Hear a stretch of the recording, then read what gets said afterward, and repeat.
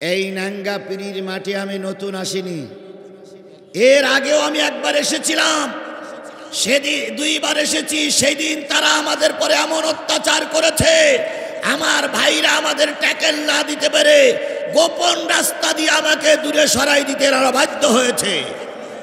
সেদিন আমরা কি অন্যায় করেছিলাম? সেদিন আমরা কি অপরাধ করেছিলাম?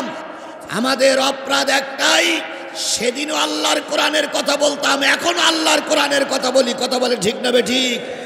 আল্লাহ বলতেছে ওদের দোষ একটাই, ওমা নাকামু মিনহুম ইল্লা আইয়ুমিনু বিল্লাহিল আজিজিল হামিদ। যারা ইসলামপন্থী ধর্মের লোক তাদের দোষ একটাই, তারা মহাপরাক্রমশালী আল্লাহর কথা বলে। কথা বলেন ঠিক না বে ঠিক? ওনারা প্রায় বলতেন আমরা এখানে আসি, আমরা 41 সাল পর্যন্ত ক্ষমতায় থাকব। মাঝে মাঝে মুখ ফসকে বলতেন 71 সাল পর্যন্ত থাকব।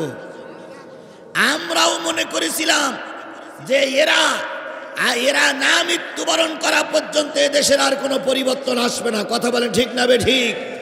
যখন আমরা একরকম হোপলেস হয়ে গেলাম, যখন আমরা একরকম নিরুৎসাহিত হলাম, তখন সাহায্য করলো কে?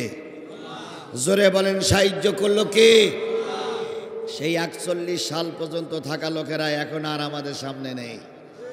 71 সাল পর্যন্ত থাকা লোকেরা তাদের দেখা যাচ্ছে না। কথায় বলে ঠিক না বে ঠিক? এই জন্য এখন ছেলেরা টোল করতেছে, কোথায় আওয়ামী লীগ, কোথায় কাদের কাকা, কোথায় গেল ওই জালিমের গরম গরম কথা, কোথায় আওয়ামী লীগ, কোথায় কাদের কাকা, কোথায় গেল ওই জালিমের গরম গরম কথা। খেলা হবে, খেলা হবে, প্রায় বলতেন না খেলা হবে, খেলা হবে। আমাদেরকে বলতেন আপনারা রাস্তায় নামুন, খেলা হবে। কিন্তু আমরা খেলতে নামতে চাইতাম, ওরা আমাদের রাস্তায় নামতে দিত না। কথা বলেন ঠিক না বে ঠিক? নির্বাচনের আগের রাত্রি ওনারা সব ব্যালট বাক্স ভর্তি করালো। সুতরাং আমরা খেলার জন্য তখনও তৈরি ছিলাম, এখনো তৈরি আছি। কথা বলেন ঠিক না বে ঠিক? খেলা হবে, খেলা হবে, খেলা হবে বলে কাকা গেল পালাইয়া, আলহামদুলিল্লাহ শেখ হাসিনা পালাইছে দেশটা ছাড়িয়া। তাহলে এই সুন্দর পরিবেশকে তৈরি করে দিয়েছেন? যে আল্লাহ সুন্দর পরিবেশটা তৈরি করে দিলেন, সেই আল্লাহর শুকরিয়া আসতে না জোরে? সবাই মিলে বলছে আলহামদুলিল্লাহ। কার শুকরিয়া আদায় করলাম?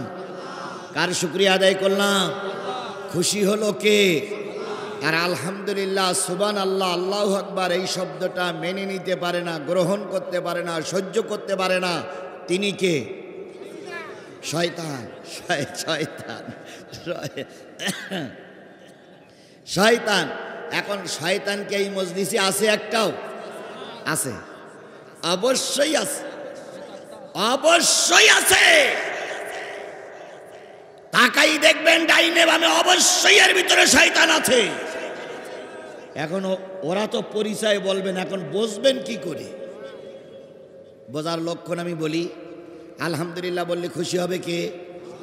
আর আলহামদুলিল্লাহ মেনে নিতে পারবে না কে? এবার ডাইনে বামে সামনের দিক তাকাবেন, তাকাই আলহামদুলিল্লাহ বলবেন।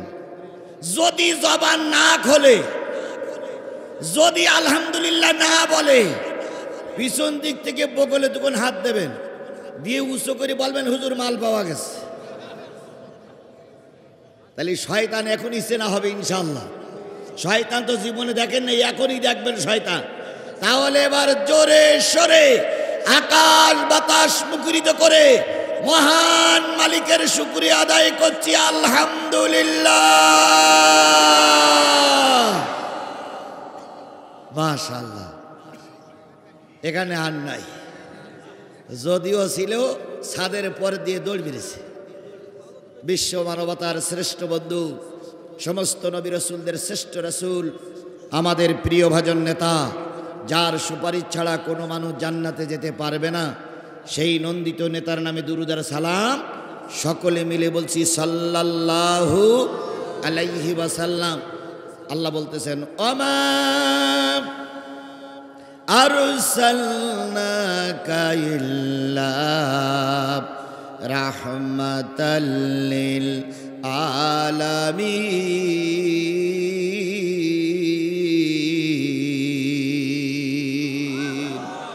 ওগো নবী, আমি গোটা কুল কায়নাতের জন্য, গোটা জাতির জন্য, গোটা মাখলুকের জন্য, গোটা কীট পতঙ্গ পশু পাখির জন্য আমি আপনাকে রহমত স্বরূপ পাঠালাম।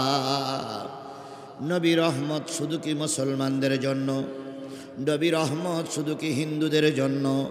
নবী রহমত কি শুধু খ্রিস্টানের জন্য? নবী রহমত কি শুধু মানুষের জন্য না, নবী রহমত সকলের জন্য। কথা বলেন ঠিক না বেঠিক? আল্লাহ হলেন রব্বুল আলামিন আর নবী হলেন রাহমাতাল লিল আলামিন।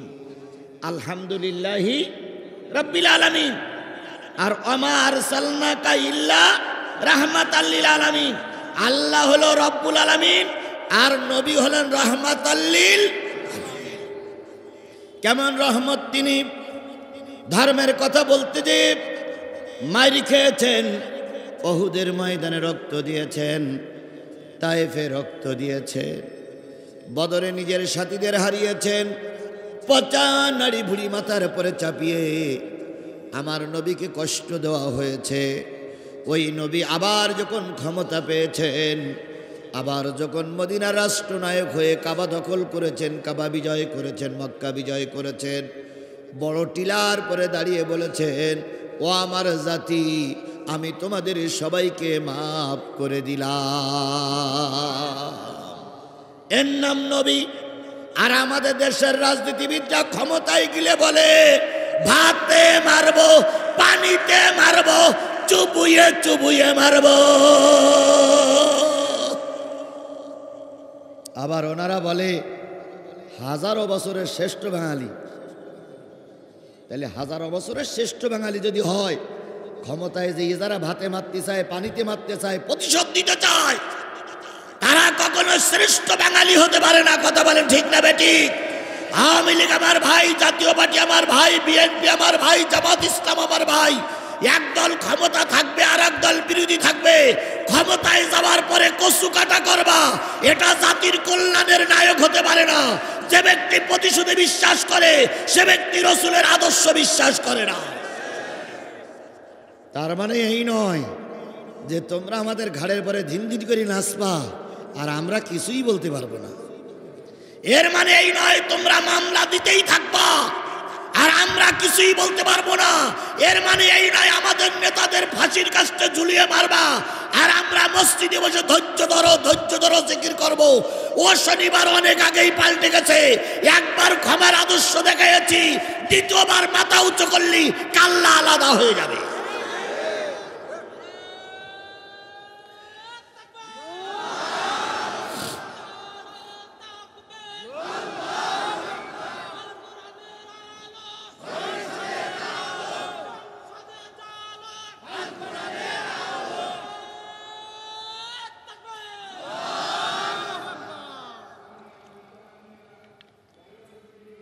আমার ভাইয়েরা, তাহলে যে জিনিসটা বোঝাতে চাচ্ছিলাম, নবী ছিলেন সকলের জন্য রহমত। কথা বলেন ঠিক না ঠিক?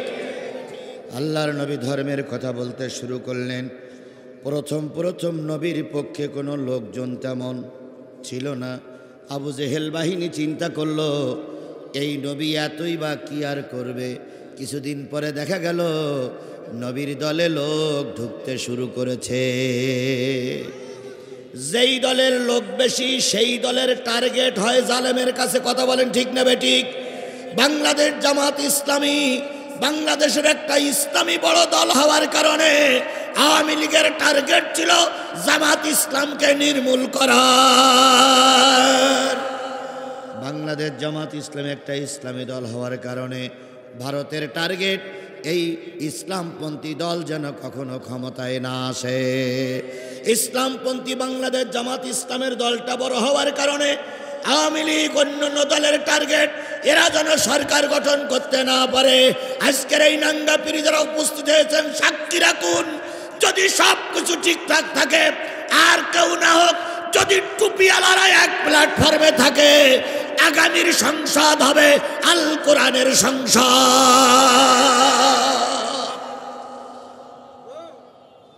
আমি গোটা দেশ সফর করে যেটা আইডিয়া আমার হয়েছে, এই অবস্থা যদি বিরাজ হোক মানো থাকে, আর যদি সুষ্ঠু নির্বাচনের মাধ্যমে নেতা নির্বাচিত হয়, আগামী বঙ্গভবন হবে কোরআনের বঙ্গভবন, আগামী রাষ্ট্র হবে কোরআনের রাষ্ট্র, আগামী দেশ হবে টুপিওয়ালাদের দেশ।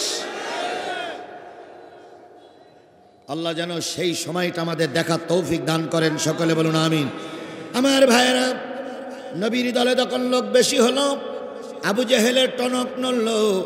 এই মোহাম্মদ তো একদিন গোটা আরবে ইসলাম কায়েম করে ফেলবে। এবার আবু জেহেল বাহিনী নবীকে টোপ দিতে শুরু করলো। ভাতিজা, পয়েতে গন্ডগোল গলযোগ করে লাভ কি? এক কাজ করো, তুমি আর আমরা ভাগাভাগি করি নেই। ভাগটা কি? তুমি মক্কার এক পাশে রাষ্ট্রপতি হওয়া, আমরা আর এক পাশে রাষ্ট্রপতি হই। মাইক পর্বত ডাউন হয়ে যাচ্ছে, আমি যত এগুই নেছি মাইক তো তত সরে যায়। তুমি এক পাশের ক্ষমতা নাও, আমরা আর এক পাশের ক্ষমতা নেই। আল্লাহ নবী চিন্তা করলেন, আবু জেহেলরা পরে যদি এখন এক পাশের ক্ষমতা নেই, 3 দিনের বেশি এরা রাষ্ট্র চালাতে দেবে না। নবীজি বললেন, আমার এক দরকার নাই। কয়েকদিন পরে আবু জেহেল বলল, ভাতিজা, যদি মনে করো কালেমার দাওয়াত দিয়ে বক্তা সেজে, ওয়াজিন সেজে অনেক টাকা পাবা, তাহলে আমরা তোমাকে অনেক সম্পদের মালিক বানায় দেব। নবীজি কিছুই বললেন না। এরপরে আবু জেহেল বাহিনী বলল, যদি সুন্দরী নারী নিতে চাও, সুন্দরী নারী থেকে বিয়ে দিয়ে দেব, তবু বাবাজি আমাদের সমাজে ফিতনা সৃষ্টি করো না। নবীজি কিছুই বললেন না। কিছুদিন পর আবু জেহেল বলল, তোমাকে অনেক লোভ দেখালাম, তুমি যখন লোভে কর্ণপাত করলে না, তখন আজকে হুঁশিয়ার করে দিলাম, আগামীকাল থেকে আর কালেমার দাওয়াত দিবা না। নবীজি তখনও চুপ আছে। আবু জেহেল কয়, আমাদের কথাগুলো কি তুমি শোনো না? নবীজি এবার জবান খুলে বললেন, ও চাচা, তোমরা যেটা দিতে পারো সেটা যদি দাও, আর যদি যেটা দিতে না পারো সেটাও যদি দাও, ওই আকাশের সূর্য আর ওই আকাশের চাঁদ যদি আমার হাতে দিয়ে দাও, আল্লাহর কসম 3.5 হাত বডির ভিতরে যতক্ষণ রুহু আছে, কালেমার দাওয়াত দেওয়া 1 সেকেন্ডের জন্য বন্ধ করব না। এর নাম ঈমান। কথা বলেন ঠিক না ঠিক? গোটা আরবদের যখন রাসূলের বিরুদ্ধে একলাই তখন ময়দানে জিহাদের ভূমিকা পালন করেছে। আর একটা জিনিস মনে রাখবেন, সত্য দাওয়াত নিয়ে রাস্তায় নামবেন, পৃথিবীর কেউ যদি আপনার পক্ষে না থাকে, আল্লাহ আপনার পক্ষে অবশ্যই আছে। বাংলাদেশ জাতীয়তাবাদী দল বিএনপি এই সরকারকে, এই ফ্যাসিস্ট, এই জালেম সরকারকে নামানোর জন্য কম চেষ্টা করেনি। বাংলাদেশ জামাত ইসলামী নেতাদের ফাঁসির কাস্টে ঝুলাইয়ে চোখের পানি ফেলল, ময়দানে হাজারো মামলা খেলো, লক্ষ লক্ষ মানুষ নিয়ে সমাবেশ করেছে। এই জালেমকে ক্ষমতার থেকে নামানো যায়নি। বিএনপি এবং বাংলাদেশ জামাত ইসলামী যখন একটু দুর্বলতা মনে করে আমাদের আর হচ্ছে না, আমরা আর পাচ্ছি না বলে ওনারা একটু পিছুটান মারলেন। আল্লাহ বললেন, তোমাদের পর্ব শেষ, এবার আমার পর্ব শুরু। তাই হয়েছে না? তাই হয়েছে না? তাই হয়েছে না? আমরা তো ধরে নিয়েছিলাম এ না মরা পর্যন্ত এদেশের আর পরিবর্তন আসবে না। ঠিক হঠাৎ করে আবাবিল পাখির মতন কোথা থেকে এক ঝাঁক ছাত্ররা রাস্তায় নামলো। এখানে বিশ্ববিদ্যালয়ের ছাত্ররা ছিল, কলেজের ছাত্ররা ছিল, মাদ্রাসার ছাত্ররা ছিল, স্কুলের ছাত্ররা ছিল। সকল সমন্বয়ক না মিলে একটা আলোচনা করে কোটা সংস্কারের আন্দোলনের রাস্তায় নেমে গেল। তাদের টার্গেট ছিল, যদি সবাইকে রাজপথে জীবন দিতে হয়, আমরা সবাই রাজপথে জীবন দিতে রাজি, তবু জালেমকে না হটিয়ে কেউ ঘরে ফিরে যাব না। কাজটা হইলেও তাই। কথা বলেন ঠিক না ঠিক? প্রথম দিন রাস্তায় নামলো, ওনারা ভাব দেখলো। দ্বিতীয় দিন গুলির অর্ডার হলো, গুলি করে মারলো। লাশ সামনে হাজির করা হলো। লাশের পরে দাঁড়িয়ে, লাশের সামনে দাঁড়িয়ে শপথ নিল, আগামীকাল যদি এর চাইতে বেশিও লাশ পড়ে তবুও ময়দান ছাড়া যাবে না, যাবে না, যাবে না। পরের দিন আবার রাস্তায় নামলো এই সমন্বয়করাই, ছাত্ররা। গুলি হলো। পরের দিন প্রাইমারি স্কুলের ছাত্ররা নামলো, ছোট ছোট বাচ্চারা নামলো, মা বোনেরা নামলো, সচিবালয়ের সচিবীরা নামলো, চাকরিজীবীরা নামলো, কৃষক নামলো, ভ্যানওয়ালা, শ্রমজীবী, শিক্ষিত, আলেম ওলামা সবাই রাস্তায় নামলো। সেদিনও গুলি হলো। তারপরের দিন আবু সাইদ শহীদ হলো। আবু সাইদ বুকের তাজা রক্ত দিয়ে শাহাদাত বরণ করলেন। আবু সাইদের ওই ভিডিও ফুটেজটা সারা দেশে যখন ছড়িয়ে পড়ল, প্রত্যেকের ঘর থেকে মানুষ বেরিয়ে আসলো। এই স্বৈরাচারী 15.5 বছরের ক্ষমতাধারী এই স্বৈরাচারী, এই নারী, এই রক্ত পিপাসু, এই হায়নার বাচ্চা বাধ্য হয়ে দিনের বেলায় তার কর্মী বাহিনীকে রাস্তায় ফেলাই রেখে চোরের মতন পালিয়ে যেতে বাধ্য হলো। কথা ঠিক না বে ঠিক? আবার এখন বলতেছে আমি সীমানার পাশেই আছি, চট করে ঢুকে পড়বো। তাই বলতেছে না?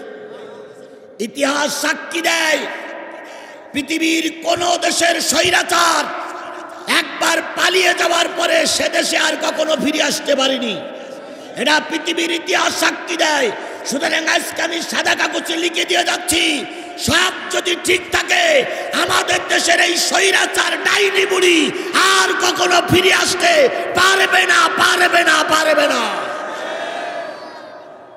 এখন বলতেছে আমি চট করে ঢুকে পড়বো, আর আমরাও বলতেছি একটু ঢুকে দেখো। কি ও ঢোকবে আর আমরা চুপচাপ বসে থাকবো? জোরে বলেন, বসে থাকবো? আইসো চট করিয়া, আইনা ঘর তোমার জন্যে রাখছি গো সাজায়া। আইসো চট করিয়া, আইনা ঘর তোমার জন্যে রাখছি গো সাজায়া। আমরা রিসিবিশনে বৈশাসি, রিসিবিশনে বৈশাসি, জুতোর মালা লয়া। আয়না ঘর তোমার জন্যে রাখছি গো সাজায়া। নির্বিচারে মারছ মানুষ ক্ষমতার লাগিয়া। কথা বলেন, কথা বলেন, কথা বলে। নির্বিচারে মারছ মানুষ ক্ষমতার লাগিয়া।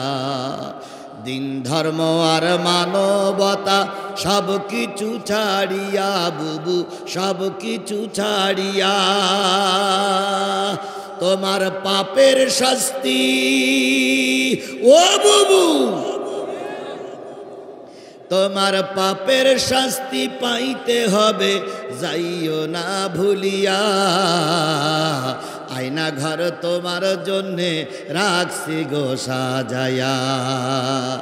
আইসো চট করিয়া, আয়না ঘর তোমার জন্যে রাখছি গো সাজায়া। আল্লাহর নবীকে সকল প্রকার লোভ দেখানো হলো। নবী কি লোভের বশবর্তী হয়ে কালেমার দাওয়াত বন্ধ করে দিলেন? জোরে বলেন, কালেমার দাওয়াত বন্ধ করে দিয়েছে। নবী বললেন, যেটা দিতে পারো সেটাও যদি দাও, যেটা না দিতে পারো সেটাও যদি দাও, কালেমার দাওয়াত বন্ধ হবে না, বন্ধ হবে না, বন্ধ হবে না। আবু জেহেল খেপে গেল, আবু জেহেল রেগে গেল, তরবারি বাহির করে রহমতের নবী দয়ার নবীর মাথার পরে 3টা আঘাত করলেন। যেই নবীর চেহারার দিকে তাকাই থাকলে ছোট ছোট বাচ্চাদের পেটে ক্ষুধা থাকতো না। মদিনার নারীরা বলেছে, মদিনার নারীরা বলেছে, মদিনার নারীরা বলেছে, ছোট্ট বাচ্চাদের খাওয়ার জোগাড় করতে যখন হিমশিম খেতাম, 2 দিন 3 দিন যখন বাচ্চারা না খেয়ে কষ্ট পেত, তখন বিভিন্ন বুদ্ধি করে নবীর দরবারে বাচ্চাদের পাঠিয়ে দিতাম। ছেলে আর মেয়ে 3 দিন 4 দিন পর্যন্ত নবীর দরবারে বসে থাকতেন। 4 দিন পরে মা মদিনার মসজিদের দরজায় যেয়ে বলেছে, আব্বু সোনা মানিক বাড়ি ফিরে আয়, রুটি আর খেজুরের ব্যবস্থা হয়েছে। বাচ্চাটা মসজিদে নববী থেকে বেরিয়ে মায়ের মুখে চুমা দিয়ে বলতেন, মা তুমি ফিরে যাও, দয়ার নবীর চেহারার দিকে তাকাইলে পেটে ক্ষুধা থাকে না। কি নবী ছিলেন আমার, কি মায়ার মানুষ ছিলেন আমার। উহুদের যুদ্ধ, 70 জন সাহাবী মারা গেছে। এক নারী, তার স্বামী যুদ্ধে, তার বাবা যুদ্ধে, তার ভাই যুদ্ধে গেছে, ছেলেও যুদ্ধে গেছে, নারীকে নিয়ে যায় নাই। নারী শুনেছে উহুদের ময়দানে 70 জন মারা গেছে। নারী উদ্দেশ্যে ছুটতেছে উহুদের ময়দানের খবর নেওয়ার জন্য। কিছু দূর যাওয়ার পরে দেখে একদল মানুষ কিছু আহত লোককে ঘাড়ে করে নিয়ে বাড়ি ফিরতেছে। ওই আহত লোকটা নারীকে বললেন, ও বোন কোথায় যাও? উহুদের ময়দানে তোমার স্বামী শহীদ হয়ে গেছে। নারী বললেন, ও আল্লাহ রসুলের সাহাবী, আমার স্বামী মারা গেছে কি বাঁচা গেছে ওটা আমার জানার বিষয় নয়, তোমরা দয়া করে বলো আমার নবী মারা গেছে না বেঁচে আছে? কারণ স্বামী যদি বিদায় হয়ে যায়, আর একজনের সঙ্গে বিয়ে করলে আর একটা স্বামী পাওয়া যাবে, কিন্তু নবী যদি শহীদ হয়ে যায়, এই নবী আর আমরা কখনো পাবো না।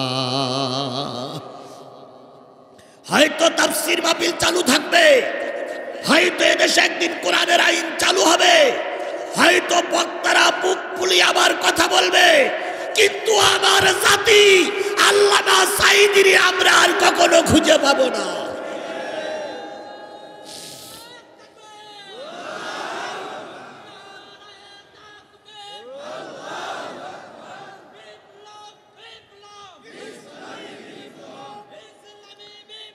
আমার ভাইয়েরা, যেহেতু সময় খুব কম, আমার কথা শেষ করতে হবে।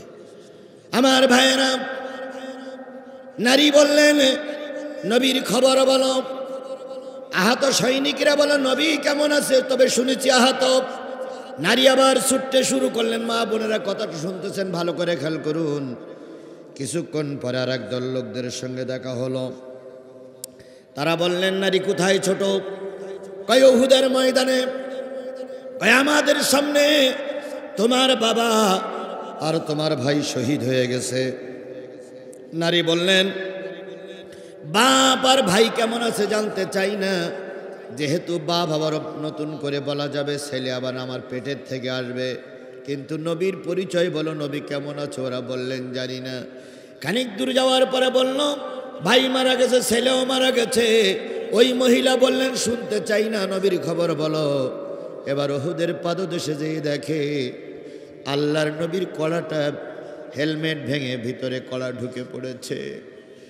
দান মোবারক শহীদ হয়ে গেছে, রক্তাক্ত নবীর চেহারাটা লাল হয়ে গেছে।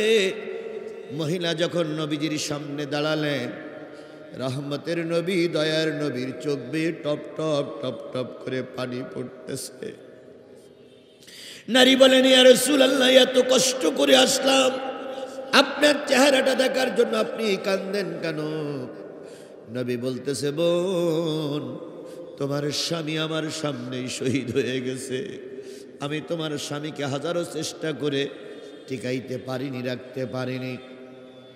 তোমার বাবার তোমার ভাই ওই বাতিলদের আক্রমণে শাহাদাত বরণ করেছে। তোমার কলিজার টুকরার সন্তানকে ওরা যখন মাথা আলাদা করে ফেলে, বারবার আমাকে বলতেছিল, ইয়া রাসূলুল্লাহ, আমার সালামটা আমার মায়ের কাছে পৌঁছে দেবে। হাজারো চেষ্টা করে ছেলেরে বাঁচাতে পারিনি, হাজারো চেষ্টা করে স্বামীরে বাঁচাতে পারিনি, হাজারো চেষ্টা করে বাবারে বাঁচাতে পারিনি। নারী তখন দাঁড়িয়ে বলতেছি, ইয়া রাসূলুল্লাহ, চোখের পানি মুছে ফেলুন। স্বামী গেছে দুঃখ নাই, বাবা গেছে দুঃখ নাই, ছেলে গেছে দুঃখ নাই, ভাই গেছে দুঃখ নাই। আমার মনের সবচেয়ে বড় সান্ত্বনা, আমার নবী এখনো বেঁচে আছে। ও আমার ভাইরা, সেই নবীর মাথায় আবু জেহেল কয়টা আঘাত করেছে? মনে নেই, মনে নেই, মনে নেই? কয়টা আঘাত করেছে? 3টা আঘাত করেছে। নবীজি রক্তাক্ত, রক্তমাখা নবী খাদিজার ঘরে চলে গেলেন, যে বললেন, খাদিজা দরজা খুলে দাও, কালেমার দাওয়াত দেওয়ার কারণে তোমার জাতি মেরে আমাকে আহত করে দিয়েছে। খাদিজা দরজা খুলে দিলেন, রক্তগুলো পরিষ্কার করতেছিলেন আর বলতেছিলেন, আপনি তো কাউকে ক্ষতি করেন নাই, কারোর মনে ব্যথা দেন নাই, কাউকে কষ্ট দেন নাই। আমার বিশ্বাস একদিন আপনার কলেমা গোটা বিশ্বময় বিজয় অর্জন করবে। তাই তো হয়েছে। কথা বলেন ঠিক না বেঠিক? তাই তো হয়েছে। নবী সাল্লাল্লাহু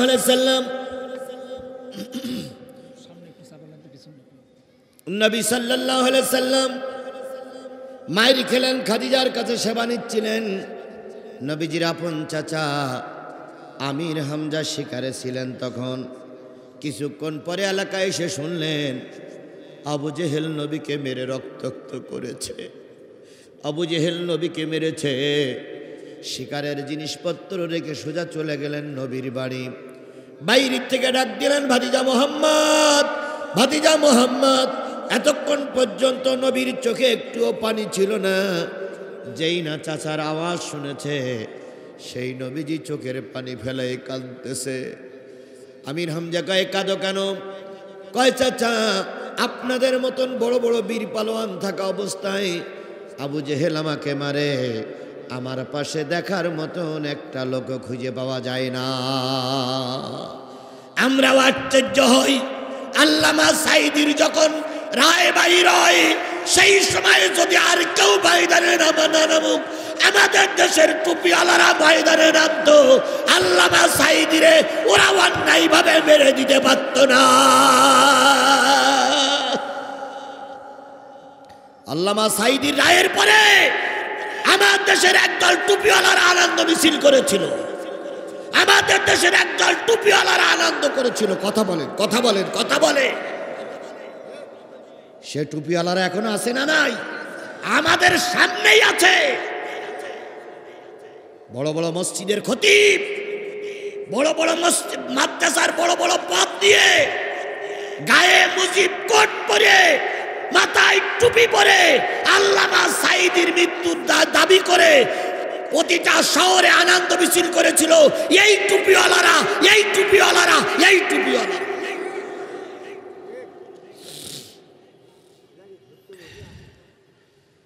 কথা কি বাড়াই বললাম? এ আমার জাতি, কথা কি বাড়াই বললাম? আবার আজকে তারা অনেক সময় টুপি মাথায় দিয়ে কয়, আগে সরকার কাজটা ঠিক করিনি। কথায় বলে, ভূতের মুখী রাম নাম। তোমাদের মুখে কথা শোভা পায় না। কথা বলেন ঠিক না বেঠিক? বাংলাদেশের 5.5 লক্ষ মসজিদ, এই 5.5 লক্ষ মসজিদের ইমাম আর মুয়াজ্জিন হলে কয় লক্ষ হবে? 11 লক্ষ। 11 লক্ষ ইমাম মসজিদ, আর 11 লক্ষ ইমাম মসজিদের স্ত্রী যদি থাকে, এরা যদি রাস্তায় নামতো আল্লামা সাঈদীর পক্ষে, এই স্বৈরাচারী, এই ডাইনি বুড়ি আল্লাহর কসম আল্লামা সাঈদীর বিরুদ্ধে কোন রায় লিখতে পারত না। কিন্তু আমার দেশের টুপিওয়ালারাই আমাদের বিরোধী। কথা বলেন ঠিক না বেঠিক? আমরা যখন একটা পরিবেশ তৈরি করে নিয়েছি, আগামী নির্বাচনে যখন টুপিওয়ালারা ক্ষমতায় যাবার দ্বার প্রান্তে পৌঁছে গেছে, ঠিক সেই সময় আমাদের দেশের একজন মুনাফিক টুপিওয়ালারা ষড়যন্ত্র করে ভারতের সঙ্গে যোগাযোগ করে বাংলাদেশ জামাত ইসলামী হেফাজত বারবার ইসলামী আন্দোলনকে কিভাবে দমন করা যায় এর জন্য একদল টুপিওয়ালারা উঠে পড়ে লেগেছে।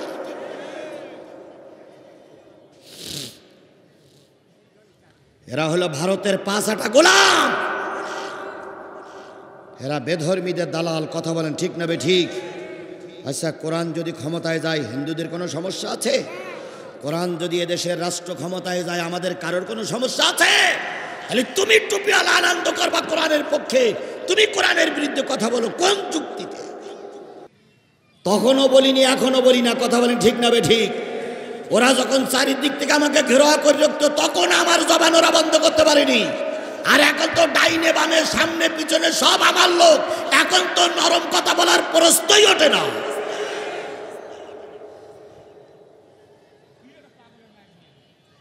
আমার ভাইয়েরা, যে জিনিসটা বুঝাতে চাচ্ছিলাম সেটা হলো আল্লাহ নবী আমির হামজার সামনেই বক্তব্য গুজরাট যখন দিলেন, আমির হামজা বললেন, ভাতিজা একটু অপেক্ষা করো, অল্প সময়ের ভিতরে আসতেছি। আমির হামজা চলে গেলেন, আবু জেহেলকে খুঁজতেছে। খুঁজতে খুঁজতে যেয়ে দেখে কাবার চত্বরে সাঙ্গ পাঙ্গদের নিয়ে, নেতাদের নিয়ে আনন্দ করতেছে আর বলতেছে, দিয়েছি আজকে মোহাম্মদকে, মোহাম্মদ আর কখনো মাথা উঁচু করে কালেমার দাওয়াত দিতে পারবে না। ও মনে করেছিল লিয়ুতফিউ নূরাল্লাহি বিআফওয়াহিহিম আল্লাহু মুতিম্মু নূরিহি ওয়ালাউ কারিহাল, ওরা মনে করেছিল ফু দিয়েই আলো নিভাইয়ে দেবে, মোহাম্মদকে মেরেই মনে হয় শান্ত হয়ে যাবে। কিন্তু না, ভুল করেছ, ভুল করেছ। মনে করেছিলে ইসলামী আন্দোলনের কিছু নেতা কর্মীদের ফাঁসিতে ঝুলাইয়ে তোমরা আমৃত্যু ক্ষমতায় থাকবে না। একজন নেতা ফাঁসিতে ঝুলেছে, লক্ষ নেতা সেই শূন্য স্থান পূরণ করে দিয়ে বসে আছে। আমির হামজা বললেন, আমি আসতেছি। আবু জেহেলকে খুঁজে পাওয়ার পর আবু জেহেল বলতে, আমির হামজা বলতেছে, নেতা নেতা নেতা কি হয়েছে? মোহাম্মদকে মেরেছেন? হ্যাঁ মেরেছি। দোষটা কি? কয় দোষ আর কিছু না, কালেমার দাওয়াত দেওয়া বন্ধ করতে বলেছি, দেইনি। আজকে আমরাও লক্ষ্য করতেছি কালেমার দাওয়াত দেওয়ার কারণেই নেতারা ফাঁসিতে ঝুলেছে। কথা বলেন ঠিক না বেঠিক? 2 জন মন্ত্রী 3টা মন্ত্রণালয়ের কাজ করেছে, একটা টাকার দুর্নীতিও কেউ বের করতে পারেনি। তাহলে ওদের দোষ তো চুরি করা না, ওদের দোষ তো ডাকাতি করা না, ওদের দোষ কার কথা বলা? জোরে বলেন, কার কথা বলা? আল্লাহর কথা বলা। রসুলও মার খেয়েছেন কার কথা বলার দায়ে? আল্লাহর কথা বলার দায়ে। আমির হামজা বলতেছে, আপনি এভাবে যদি অন্যায় কাজ করতে থাকেন সমাজ তো আপনাকে মেনে নেবে না। মেনে নেবে না কি করবে? আমি ক্ষমতায়, আমি রাষ্ট্রের রাজাধিরাজ, পুলিশ আমার, র্যাব আমার, বিজেপি আমার, সৈন্য আমার, গুন্ডা বাহিনী আমার, কি করবে? এরম অন্যায়ভাবে কিছু করলে মানুষ মেনে নেবে না, প্রতিশোধ নেবে। আবু জেহেল বলছে, প্রতিশোধ কেরা নেবে? আমার ক্ষমতা, আমার পাশে আবার ক্ষমতাধার কে আছে? আমি তো অল ইন অল। আমির হামজা বলতেছে, না, আপনার উপরেও কেউ থাকতে পারে। কয় কেডা সেটা? তুমি? আমির হামজা বলতেছে, ধৈর্য নেন। আমির হামজা কি তখনও কলেমা পড়ে মুসলমান হয়েছে? ধৈর্য নেন। আমি আবু জেহেল তখন বলতেছে, বেশি বাগবাগুম করো না, তুমি যদি মোহাম্মদের পক্ষে নাও তাহলে মোহাম্মদের যে অবস্থা হয়েছে তোমারও সেই অবস্থা হবে। আমির হামজা বলতেছে, তাহলে নেতা রেডি হন, তৈরি হন। কয়টা মেরেছেন আপনি? কয় 3টা। কয় আপনিও পাল্টা 3টা খাবার জন্য রেডি হন। বাস আমির হামজা তরবারি বাইর করে 3টাই কষে দিল। আবু জেহেল চিটপাটাং ব্যাঙের মতো। পাশপুরি কিছু নেতা, দালাল নেতারা এসে বলতেছে, নেতা কিছু বলবো? আমির হামজা, এই আবু জেহেল বলতেছে, দেখিস না আমির হামজার চোখ লাল টকটকে হয়ে গেছে, এখন যদি তোরা কিছু বলিস তা মারতেছে উল্টো পিঠ দিয়ে, যদি তরবারি করে একটু ঘুরুই নেয়। তাহলে কিন্তু লাইন ক্লিয়ার ও জাতি দে। আমির হামজা 3টা ঘাত করে চলে আসলেন, নবীকে ডেকে বললেন, ভাতিজা দরজা খুলে বাইরে এসো, মারির প্রতিশোধ নিয়েছি। আল্লাহ নবী বেরিয়ে এসে বললেন, চাচা কি প্রতিশোধ নিয়েছেন? কয় তোমারে কয়টা মেরেছিল? 3টা, আমিও 3টা মেরেছি। বলুন তো নবী খুশি না বেজার? খুশিও না বেজারও না। নবী বললেন, চাচা আমার রক্তের সঙ্গে আপনার রক্তের সম্পর্ক, তাই আপনি মারির শোধ মারি নিয়েছেন। আপনি মনে করতেছেন ভাতিজা খুশি হবে, আপনি মারির শোধ মারি নিয়ে আমাকে যতটুকু না খুশি করেছেন, তার সেইতে লক্ষ গুণ কোটি গুণ বেশি খুশি হয়ে যেতাম যদি আপনার জবানে শুনতাম লা ইলাহা ইল্লাল্লাহু মুহাম্মাদুর রাসূলুল্লাহ, লা ইলাহা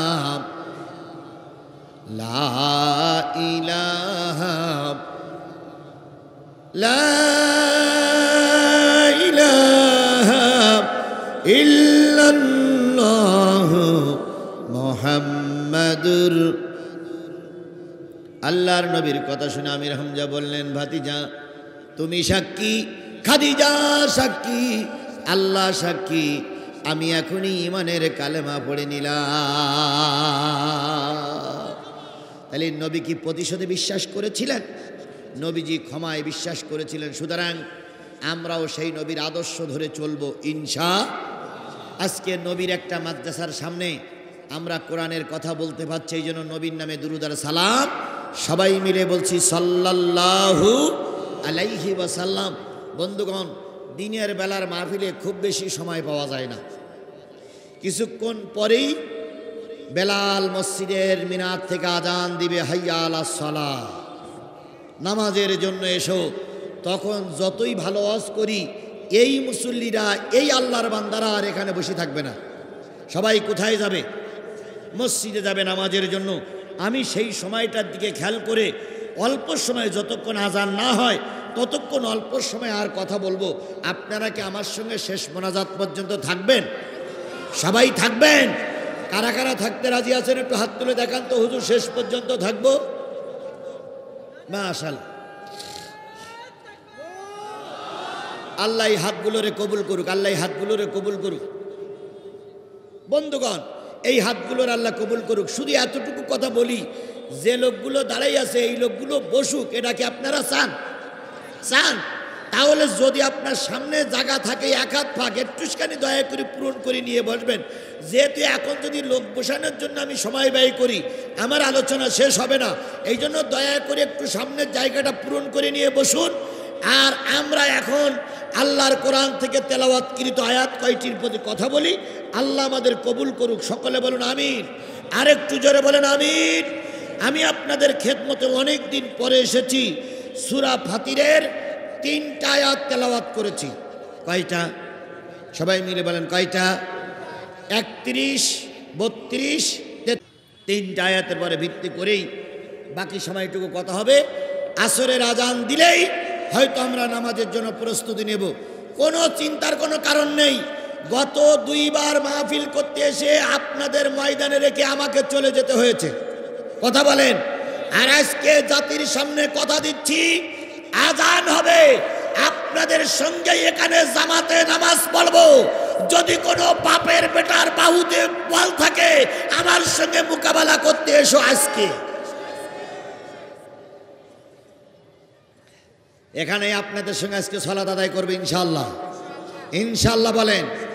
তাহলে আমি যেখানে নির্ভয়ে সালাত আদায় করব, সেখানে আপনারা আমাকে রেখে চলে যাবেন।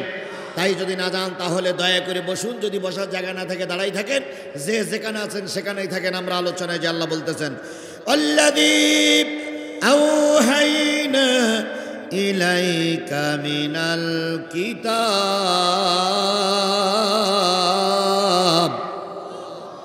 ওগো নবী, ওহির মাধ্যমে আমি বা আমরা তোমার পরে যে কিতাব নাজিল করেছি, হুয়াল হক, এই কিতাবটা পরিপূর্ণ সত্য। বলুন তো, আল্লাহ নবীর পরে যে কিতাব দিলেন সেই কিতাবটার নাম কি? এই মুসলমান কথা বলেন, এই কিতাবটার নাম কি? এই কোরআন সত্য না মিথ্যা? আরো জোরে বলেন, এই কোরআন সত্য না মিথ্যা? আওয়ামী লীগ আওলারা মনে করে এই কিতাব কি সত্য, বিএনপি আওলারা মনে করে এই কিতাব সত্য, ইসলামী শাসনতন্ত্র যারা করে তারাও মনে করে এই কিতাব সত্য, জাতীয় পার্টি করে তারাও মনে করে এই কিতাব সত্য। কিন্তু দুঃখের বিষয়, সত্য কিতাবের কথা অনেকেই মেনে নিতে রাজি না। বেধর্মীরা কোরআন গবেষণা করে মুসলমান হয়, আর মুসলমানরা কোরআনের বিরুদ্ধে কথা বলে নাস্তিক হয়। কথা বলেন ঠিক না ঠিক? ডাক্তার ইসলামুল হক, শিবশঙ্কর রায় কোরআনের বিরুদ্ধে কথা বলতে যে একদিন তিনি মুসলমান হয়ে গেলেন, আর আমাদের দেশের তাসলিমা নাসরিনের মতন পাপিষ্টা মহিলা কোরআনের বিরোধিতা করে নাস্তিক হয়ে ভারতের হাসপাতালে ঢুকে ঢুকে দিন শেষ করতেছে। তাহলে যেটা বোঝাতে চাচ্ছিলাম, এই কোরআন সত্য, এর ভিতরে কোনো সন্দেহ আছে? কোরআন যে সত্য সেটাও আবার আল্লাহর কাছে বলেন। আল্লাহ বলতেছেন, জালিকাল কিতাবু লা রাইবা ফি, এই সেই কিতাব যেই কিতাবের ভিতরে তিল পরিমাণ সন্দেহ নাই। কোরআনের ভিতরে কোনো সন্দেহ আছে? জোরে বলেন, কোনো সন্দেহ আছে? আল্লাহ তাই বলতেছেন, নিশ্চয়ই ওহির মাধ্যমে যে কোরআন আমি নাজিল করেছি, এই কোরআন সত্য, এই কোরআন সত্য, এই কোরআনের ভিতরে কোনো সন্দেহ নেই। মুসাদ্দিকাল লিমা বাইনা ইয়াদাই, আগের যে তিনটে কিতাব তাওরাত, জব্বুর, ইনজিল সহ যত সহিফা কিতাবগুলো নাজিল করেছিলাম, এ কিতাবগুলো সত্য। দুই একজন উঠতেছেন কেন? আসরের আজান হওয়ার সময় হয়েছে কি? জোরে বলেন, সময় হয়েছে কি? তাহলে উঠতেছেন কেন? আপনারা হাত উঁচু করেননি শেষ মোনাজাত পর্যন্ত থাকবেন বলে? তাহলে শেষ মোনাজাত পর্যন্ত থাকতে হবে। নামাজের সমস্যা, আমি তো নামাজের জন্য বললাম, পাশে মসজিদ আছে, আমরা এখানেই সলাত আদায় করব। কথা বলেন ঠিক না ঠিক? কত লোক ঢুকতেছে, আর আপনারা দুই একজন টুপিওয়ালা মানুষ দেখতেছি, টুপিওয়ালা মানুষেরাই উঠে যাচ্ছে। আমি আগেই বলেছি, এদেশে দিন কায়েমের পথে বাধা একদল টুপিওয়ালারাই, একদল হুজুররাই দিন কায়েমের পথে বাধা। এরা এত বোঝা বোঝে যে একজন আর একজনের সহ্য করতে পারে না। কথা বলে ঠিক না ঠিক? এই জন্য আপনারা হলেন আমাদের আদর্শ, এই মসজিদের ইমাম আমার আদর্শ, এই মাদ্রাসার প্রিন্সিপাল আমার আদর্শ, এই মাদ্রাসার সাবেক প্রিন্সিপাল আমার আদর্শ। আপনারা যদি আদর্শ দেখাতে না পারেন, সাধারণ মানুষদেরকে আমরা দাওয়াত দিয়ে কাজ করতে পারবো না। এই জন্য সবচেয়ে বেশি রক্ত এখন আপনাদের দেওয়া লাগবে, সবচেয়ে বেশি রক্ত এখন আমাদের দেওয়া লাগবে, টুপিওয়ালাদের দেওয়া লাগবে। কথা বলেন ঠিক না ঠিক? আজকে যদি এদেশে ইসলাম চালু থাকতো, ডাক্তার মতিউর রহমানকে মন খারাপ করে ওই হিন্দু লোকটার কাছ থেকে মন খারাপ করে ফিরে আসা লাগতো না। কিন্তু আমরা শুধু যার সেই পেট নিয়ে ব্যস্ত। কেউ আছে তার চাকরি নিয়ে ব্যস্ত, কেউ আছে তার ইমামতি নিয়ে ব্যস্ত, কেউ আছে তার ক্ষেত খামার নিয়ে ব্যস্ত, কেউ আছে তার ভুড়ি নিয়ে ব্যস্ত। ধর্ম থাক আর যাক, আমার তো চাকরি আছে। ধর্ম থাক আর যাক, আমার তো ইমামতি আছে। আজকে যদি আমার দেশ কোরআনের দেশ হতো, ডাক্তার মতিউর রহমানকে কথা বলতে যে চোখের পানি ফেলানো লাগতো না। কিন্তু আমার দেশে ইসলাম নাই। আমার দেশে ইসলাম কায়েম করতে গেলে আপনাদের মতন হুজুরদের দায়িত্ব অনেক বেশি। কথা বলেন ঠিক না ঠিক? সব মসজিদের ইমামরা যদি এক একটা রাহাবার হয়, সব মসজিদের ইমামরা যদি শুক্রবার দিন আন্দোলনের পক্ষে কথা বলে, এদেশে দিন কায়েম করা সহজ হয়ে যাবে। কথা বলেন ঠিক না ঠিক? এই জন্য সকলকে অনুরোধ করছি, আজানের আগ পর্যন্ত দয়া করে ময়দান ছাড়বেন না। অনেক গুরুত্বপূর্ণ কথা এখন বর্তমান প্রেক্ষাপটের পরেই কথা হচ্ছে। আপনি যদি চলে যান, ধর্মের ক্ষতি হবে, ইসলামের ক্ষতি হবে। আল্লাহ কবুল করুক। পূর্ববর্তীর কিতাবগুলো সত্য। এবার আল্লাহ বলতেছেন, ইন্নাল্লাহ বিইবাদিহি লাখাবীরুম বাসীর, জেনে নিও বান্দার অন্তরের খবর এবং বাইরের খবর আমি আল্লাহ রাখি। আপনার অন্তরের খবর কে রাখে? এই মুসলমান কথা বলেন, আপনার অন্তরের খবর কে রাখে? আপনি বাইরে বাইরে যে কাজগুলো করেন এগুলো যেমন আল্লাহ দেখে, ভিতরের কাজগুলো আল্লাহ দেখে না? আল্লাহ আমাদের সবাইকে কবুল করে। এবার মূল আলোচনায় যাই। সুম্মা উরাসনাল কিতাব আল্লাযীনা ইসতাফাইনা মিন ইবাদিনা। অতঃপর শোনো, এই পৃথিবীতে 800 কোটি মানুষের ভিতর থেকে যাদেরকে আমি কালেমাওয়ালা বানালাম। পৃথিবীতে মোট লোক সংখ্যা কত? 800 কোটি। 800 কোটি কালেমা, 800 কোটি মানুষের ভিতরে কালেমাওয়ালা ক কোটি? 200 কোটি। এই 200 কোটি মানুষের জন্য আজকের নসিহত। সেই 200 কোটি মানুষের ভিতরে আপনি কি আছেন? এই মুসলমান কথা বলেন, আপনি কি আছেন? আপনি কালেমাওয়ালা না? আপনি আমলিক করেন কিন্তু আপনার মূল বক্তব্য লা ইলাহা ইল্লাল্লাহ, তাহলে আপনি কালেমাওয়ালা না? আমার ভাই জামাত ইসলাম করে, আমি একটা দল করি, আমাদের মূল কালেমা, আমরা মূল দাবি হলো আমরা কি মুসলমান না? আল্লাহ রাব্বুল আলামিন বলতেছে 200 কোটিরে কলেমাওয়ালা বানালাম, সবাই মুসলমান। আওয়ামী লীগের মুখে কলেমা, বিএনপির মুখে কলেমা, জাতীয় পার্টির মুখে কালেমা, জামাত ইসলামের মুখে কালেমা, সবাই তোমরা মুসলমান।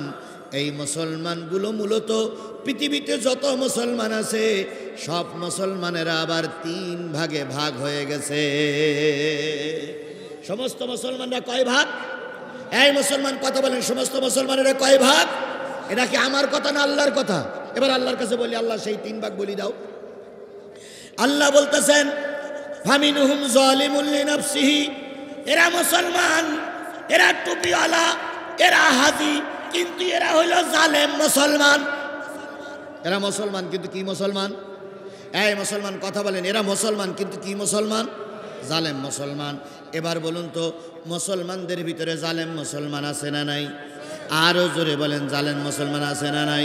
যদি জালেম মুসলমান খুঁজে না পাও, শেখ হাসিনা আর তার দলের লোকদের দিকে তাকাও, জালেম মুসলমান খুঁজে পাওয়া যাবে।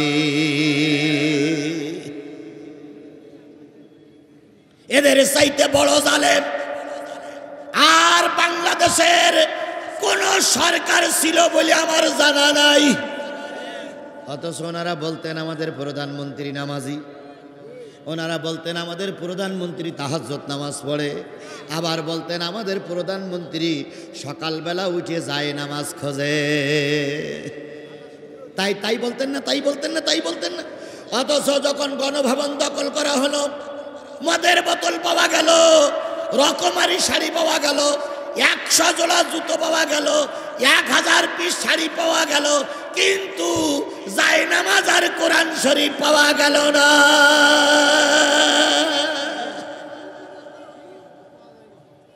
1000 পিস শাড়ি খেলা কথা মনে করেছেন আপনি? 100 জোড়া জুতো আর ব্লাউজ যে কতটা আল্লাহই ভালো জানে। এত কিছু পাওয়া গেল কিন্তু কোরআন শরীফ আর জায়নামাজ পাওয়া গেল না। গণভবনে দাঁড়িয়ে একজন ফোন দিচ্ছে, কোরআন শরীফ আর জায়নামাজ কোথায় গেল? আওয়ামী লীগের নেতারা বলতেছে আমাদের প্রধানমন্ত্রী এত ধর্মভীরু যে যাওয়ার সময় জায়নামাজ আর কোরআন শরীফ বগল দাওয়াই করে নিয়ে চলে গেছে।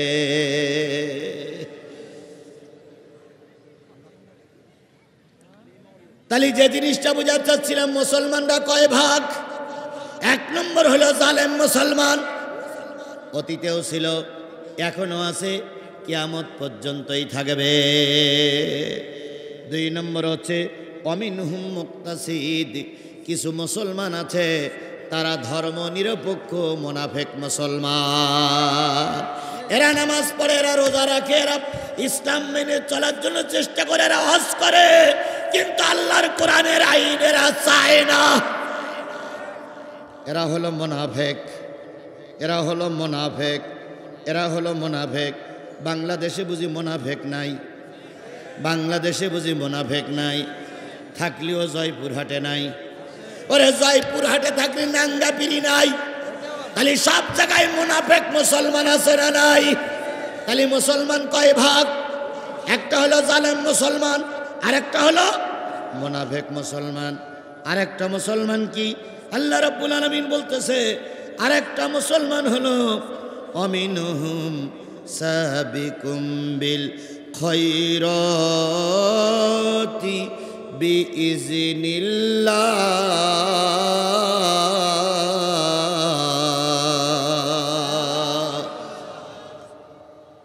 আরেকটা মুসলমান হলো তারা একানিষ্ঠ কোরআনওয়ালা মুসলমান। তাহলে মুসলমানরা মূলত কয় ভাগ? কালেমাওয়ালারা মূলত কয় ভাগ? একটা হলো জালেম, আরেকটা হলো নিরপেক্ষ, আরেকটা হলো খাঁটি মুসলমান। এই তিনটা গ্রুপের বিচার যখন হবে, তিন গ্রুপেরই বিচারের সম্মুখীন করা হবে। কাফেরের বিচার হবে না, নবী রাসূলদের বিচার হবে না। নবী রাসূলরা বিনা হিসাবে জান্নাতি, কাফেরেরা বিনা হিসাবে জাহান্নামী। তিন গ্রুপের বিচার হবে, তার ভিতরে জালেমদের বিচার হবে, মুনাফিকদের বিচার হবে, আর বিচার হবে আর এই দুই গ্রুপের বিচার, তিন গ্রুপের বিচারের সম্মুখীন করা হবে। দুই গ্রুপের কাছে কৈফিয়ত তলব করা হবে। খাঁটি মুসলমান যারা হবে প্রশ্নের উত্তর দিয়ে সরাসরি জান্নাতে চলে যাবে। এখন এই তিন গ্রুপের মুসলমান এখানে আছে না নাই? সেই তিন গ্রুপ কারা আমি আপনাদের কাছে প্রকাশ করে দিতে চাই। রাজি আছেন? রাজি আছেন? রাজি আছেন? তিন গ্রুপ হলে একটা হলো জালেম, আরেকটা হলো কি মুনাফিক, আরেকটা হলো খাঁটি মুসলমান। খাঁটি মুসলমান যারা হয় তাদের পরীক্ষা দেওয়া লাগে না? লাগে না? তবে খাঁটি মুসলমান যারা হয় তারা ফাঁসির মঞ্চে দাঁড়িয়েও কখনো বাতিলের কাছে মাথা নত করে না। খাঁটি মুসলমান ছিলেন ইমাম আজম আবু হানিফা রাহমাতুল্লাহ আলাইহি। কথা বলেন ঠিক না ঠিক? তৎকালীন জালেম শাসক মনসুর তাকে জেলখানায় আটকে রাখলো। মনসুর বলল, ও ইমাম সাহেব হুজুর, যদি আপনি আমার কথা মেনে নেন, আপনাকে ধর্ম মন্ত্রণালয় দিয়ে আপনাকে ধর্মমন্ত্রী বানায় দেওয়া হবে। ইমাম আজম আবু হানিফা রাহমাতুল্লাহ আলাইহি বললেন, জালেম সরকারের কোনো পদ আমি নিতে চাই না, কারণ তুমি মুসলমান হতে পারো কিন্তু তুমি জালেম। তুমি কি? এবার আসেন আমার দেশে আল্লামা সাঈদীর যখন জেলখানায় বন্দী করলো, এই জালেমের বাচ্চা, এই শেখের বেটি আল্লামা সাঈদী বলেছিলেন, জামাত ইসলাম থেকে বেরিয়ে আসুন, যত প্রকার সুযোগ সুবিধা সব আপনাকে আমি দেব। আল্লামা সাঈদী বলেছিলেন, জালেমের কাছে অতীতের কোনো নেতারা মাথা নত করিনি, আমি আল্লামা সাঈদী তোমার কাছে মাথা নত করব না। মনসুর বলল, ও ইমাম সাহেব হুজুর, যদি আপনি আমার বশ্যতা স্বীকার করে নেন, তাহলে আমার পরের পথটা আপনাকে দেওয়া হবে। আপনার পরের পথটা কি? আমার পরের পথটা হলো এদেশের প্রধান বিচারপতি বানায় দেওয়া হবে।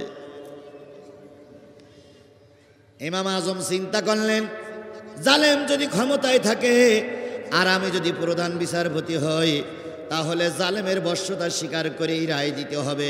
আমার ব্যক্তি কোনো ক্যাপাসিটি সেখানে থাকবে না। আমরাও তাই দেখেছি, অতীতের যত বিচারপতিরা রায় দিয়েছে সব বিচারপতিরা সরকারের পাঁচাটা গোলাম ছিল। তার ভিতরে একজন বিচারপতি ছিল কালামানিক। কি মানিক? কালামানিক। ওর একটা ভালো নাম কি জানো আব্দুর রহিম? ওর একটা কি ভালো? শামসুদ্দিন ওরপে কালামানিক। তিনি প্রায় বলতেন অনেকের রায় কার্যকর করলাম, আল্লামা সাঈদীর রায়টা আমি কার্যকর করতে পারলাম না। মনে বড় ব্যথা, মনে বড় ব্যথা। ব্যথা নিয়ে যখন দেশে ছিলেন, হঠাৎ করে দেশ অন্যের হাতে চলে গেল। কালামানিক পালাইয়ে যাচ্ছিল। কোথায় যাচ্ছে? পালাইয়ে যাচ্ছে ভারতে। হঠাৎ করে কিছু লোক ধরে ফেলল, এমন মার বেরিয়েছে একটা বিসি আউট। লাতি মারবি নাই, মার জাগায় মেরিস। মারার পরে দুটোতেই একটা বাস্ট হয়ে গেছে। হেসেন না, খেয়াল করেন, আল্লাহ এভাবেই এদের শাস্তি দেবে। কথা বলেন ঠিক না বেঠিক? গত 3 মাস 4 মাস আগে যাদের কথায় গোটা বাংলাদেশ চলতো, তাদের এখন গরুর দড়ি দিয়ে বেঁধে হাত করা পায়ে বেড়ি পরিয়ে কোটে উঠাচ্ছে। কথা বলে ঠিক না বেঠিক? ওদেরকে যে পুলিশ সালাম দিত, সেই পুলিশ এখন কোমরে দড়ি বেঁধে গরুর মতন টেনে টেনে জেলখানায় নিয়ে আসতেছে। এর চাইতে আল্লাহর কি বিচার দেখাবে? আর এই কাউয়া কাদের এই এক এক বেফাস কথা বলে বলে সমাজটার উচ্ছৃঙ্খল করে ফেলেছে। কথা বলেন ঠিক না বেঠিক? মাসুদ তুমি কি, মাসুদ তুমি ভালো হয়ে যাও, এ কথাকে কইবে আর পালিয়ে গেছে কাউয়া কাদের, কেউ জানে না খবর তার ভালো। কি মনে নেই? মনে নেই? মনে নেই? ফকরুল সাহেব আপনার বাসায় কাউয়া কাদের গেছেননি, ঠাকুর গায়ের বাসায় আপনি থাকতে তারে দেশেননি। তার সাথে যে হিসাব বাকি, হায় হায়, তার সাথে যে হিসাব বাকি আছে কোটি জনতার, পালিয়ে গেছে কাউয়া কাদের, কেউ জানে না, হায় হায়, কেউ জানে না খবর তার ভালো হয়ে যা। তো এক বিসি আউট হয়ে গেছে। তা বিসি আউট হয়ে যাওয়ার পর কত আজান ভাই? 4টে আজান, 4টে। আচ্ছা মুরব্বী মুরব্বী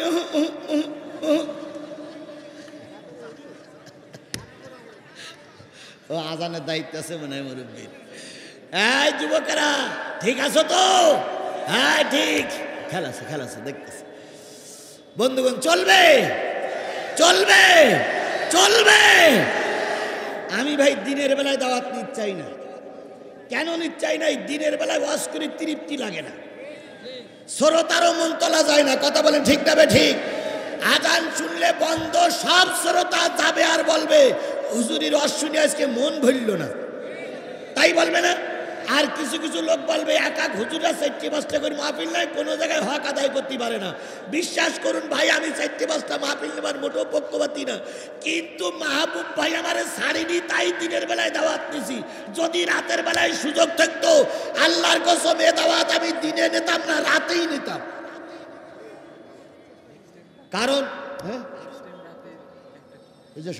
রাতে নিলে কি হয়, আধা ঘন্টা বেশি বলা যায়। আধা ঘন্টা বেশি বলা যায় না? 9:30টায় ওয়াজ শেষ হলো না, আধা ঘন্টা টেনে দিলাম। কিন্তু এখন যে আজান হবে, আজান হলে আর কোনো ওয়াজ চলবে না। কথা বলে ঠিক না বে ঠিক? এ ভাই ভাই ভাই ভাই ভাই ভাই আল্লাহ আমাদের কবুল করুক। আমাদের মানিকির কয়টা আউট? তো এখন হাসপাতালে এই যে ডাক্তার বসে আছে, হাসপাতালে একটা বাদ দিয়ে কাপড় দিয়ে ঢেকে রেখেছে। তো সাংবাদিকরা যে বলতেছে বিচারপতি ভাই কি অবস্থা, কই একটা নেই। তো বলতেছে সাংবাদিকরা বলতেছে কোন পাশেরটা নেই, ডাইনিটা না বামেরটা? কালামানিক তখন বলতেছে আমি আমার যন্ত্রণায় বাঁচতিনি, তোর ডাইনি কি পাবে তাই দেখে কি হবে এখন? ও আমার জাতি, তুমি আল্লামা সাঈদীর রায় কার্যকর করার জন্য খুব আনন্দিত হয়েছিলে। আল্লাহ তোমার পিসি আউট করে দিয়ে জাতির কাছে দেখাইছে আলেমদের বিরুদ্ধে অ্যাকশনে গেলে আল্লাহ ছেড়ে দেয় না, আল্লাহ ছেড়ে দেয় না, আল্লাহ ছেড়ে দেয় না। আমরা জাতি চেয়েছিলাম একটা সুষ্ঠু নির্বাচন। কথা বলেন ঠিক না বেঠিক? আমরা জাতি চেয়েছিলাম 15 বছর ভোট দিতে পারি না, এবছর যেন ভোটটা দিতে পারি। আমরা শেখ হাসিনা পালাই যাকে না চাইনি, আমরা চাইছিলাম সুষ্ঠু নির্বাচন। আল্লাহ বলল তোরা চাইছিস সুষ্ঠু নির্বাচন, ওরা আল্লামা সাঈদীর জানাজা করতে দেয়নি, আর আমি আল্লাহ ওদের দেশের কবর দিতে দেব না। তোদের বাজেট সেই ওপরের বাজেট আমি আল্লাহ আমার কাছে আছে। ওরা আলেমদের ফাঁসিতে জুলাই মেরেছে, জানাজা পড়তে দেয়নি, আর আমি আল্লাহ ওদের বাংলার জমিনে কবর দেওয়ার জন্য 3.5 জায়গা বাজেট করিনি। ওরা ভারতের জায়গায় মরবে, ওখানেই ওদের থাকতে হবে। আপা গেছে দুলাভাইর বাড়ি, ভাবি গেছে ভাইরি বাড়ি। আল্লাহ রাব্বুল আলামিন আমাদের বোঝার তৌফিক দান করুক।